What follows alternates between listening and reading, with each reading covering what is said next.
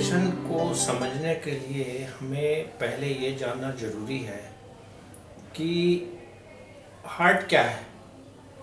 Heart एक मांसपेशियों का बना हुआ ग्रंथि है। इसका काम है पूरे शरीर में के लिए ब्लड यानी कि खून पंप करना।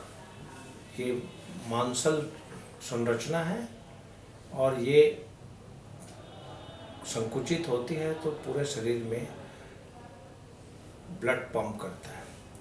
तो इसको चलने के लिए, जैसे कि किसी भी चीज़ को चलने के लिए आपको कोई तो एनर्जी का सोर्स होना चाहिए, कोई पावर सोर्स होना चाहिए। वैसे ही प्रकृति ने हार्ट में कंडक्शन सिस्टम बनाया है जो कि करंट जनरेट करते हैं, जहाँ से करंट निकलती है और वो करंट पूरे हार्ट की मांसपेशियों में फैलती है और उससे जो मांसपेशियां संकुचित होती हैं। तो ये जो करंट के जनरेशन के लिए एक पावर हाउस, और वहाँ से करंट निकल के केबल से, जैसे हमारे घरों में बिजली आती है, वैसे ही हार्ट में एक पावर हाउस है जिसको हम कहते हैं ऐसे नोड। वो हार्ट के ऊपर के चेंबर में होता है और वहाँ से केबल्स, जिसको हम कहते हैं राइट और लेफ्ट बंडल, उसके द्वारा ये हार्ट के दोनों ऊपर के चेंबर में और नीचे के चेंबर में ये करंट फैलता है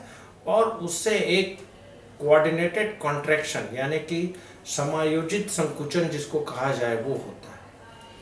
कुछ मरीजों में, खासकर बुजुर्गों में, ये जो करंट जो है वो पावर सोर्स से इसका करंट का निकलना बंद हो जाता है, या निकलने के बाद ये ऊपर के चेंबर में फैलने के बजाय छोटे छोटे केंद्रों से करंट निकलने लगता है।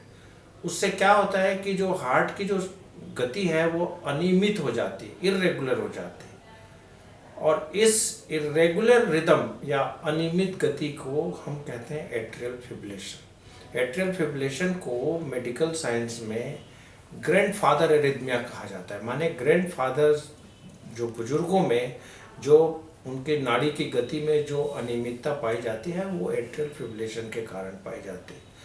एट्रियल फिब्रिलेशन का महत्व ये है कि एक तो एट्रियल फिब्रिलेशन होने लगता है तो चूंकि ये सामान्य नहीं है, इसलिए जो हार्ट की जो मांसपेशियों का संकुचन जो है वो कम होने लगता है और इसके कारण कंजेस्टिव हार्ट फेलियर यानी कि पूरी बॉडी में पानी के जमने की संभावना बढ़ जाती है जिससे सांस फूलने लगता है। दूसरा, एट्रियल फिब्रिलेशन का एक और बड़ा महत्वपूर्ण इसके बारे में बात यह है कि जो एट्रियल फिब्रिलेशन होने लगता है तो वहाँ पर उस, जैसे कि ऊपर के चेंबर में ब्लड जो है वो कलेक्ट होने लगता है, जमा होने लगता है और उसमें थक्का बनने की प्रवृत्ति बढ़ जाती है।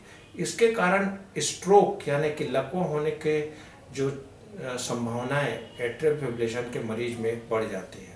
इसलिए एट्रियल फिब्रिलेशन को कभी भी साधारण नहीं लेना चाहिए।